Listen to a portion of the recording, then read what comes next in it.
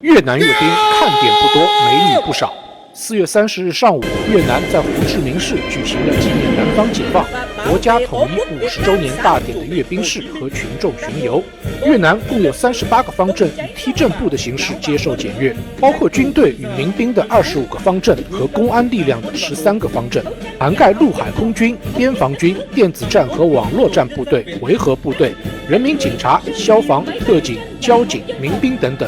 中国、老挝、柬埔寨3国军队也参加了此次检阅。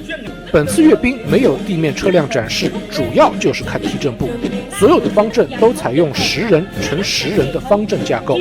客观地说，越南军人的队列还是比较整齐的，横竖都是一条线。不过真正整齐的方阵，连斜线也应该是一条线。关于这点，部分越南方阵就还是差点意思。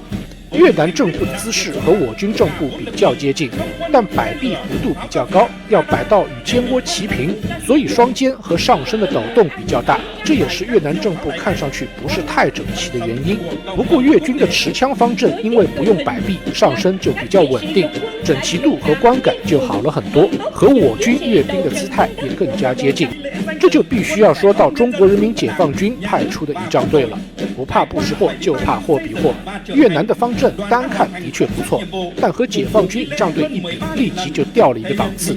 无论是身高、颜值、横竖斜整齐度、踢腿高度、上身震动幅度、表情管理，我军真的是无可挑剔的帅气整齐。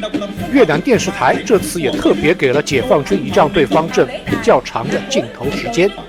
从阅兵场上走下来后，我军仪仗队也没有放松，而是继续认真走完全场。越南这次可能也是把全军个子高、颜值高的男生都挑出来了，所以队伍的精气神还是不错的。美中不足的是表情管理等细节，部分官兵眼神有犹疑，可能是在看镜头或者瞄排头兵。这次越南阅兵的另一个特点是女兵方阵特别的多，数了一下，足足有9个。打头的就是女子军乐队方阵，然后是背着便携式电台的女子通信兵方阵，带着红十字袖标的是女子战地医护队方阵，戴着蓝色贝雷帽、手持突击步枪的是女子维和部队方阵，手持 MP5 冲锋枪的是女子特种兵方阵，还有身穿2种传统服装，非常容易让美国越战老兵产生 PTSD 的2个女民兵方阵。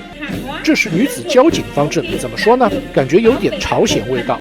女特警方阵中的第一排有号称本次阅兵第1美女的阮宝正小姐姐。看彩排时，她的照片长得的确有一种初恋的感觉。今天胡志明市的最高气温达到37度，所以穿着长袖长裤礼服带全装踢正步是非常辛苦的。我只能说，小姐姐们辛苦了。压轴出场的是骑兵方队，怎么说呢？就是感觉这些马还不够高大挺拔，搭配特意挑选出来的高个子骑兵，就显得马更矮了，有种骑骡子的感觉。这似乎是本次阅兵的一个小小败笔。